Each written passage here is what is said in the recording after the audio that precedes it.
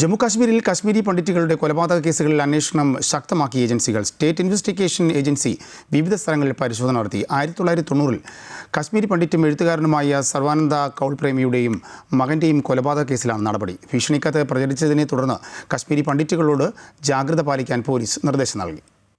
1990-കളിൽ ജമ്മു കശ്മീരിൽ നടന്ന കശ്മീരി പണ്ഡിറ്റുകളുടെ കൊലപാതക കേസുകളിൽ സംസ്ഥാന കേന്ദ്ര ഏജൻസികൾ നടപടികൾ ശക്തമാക്കി.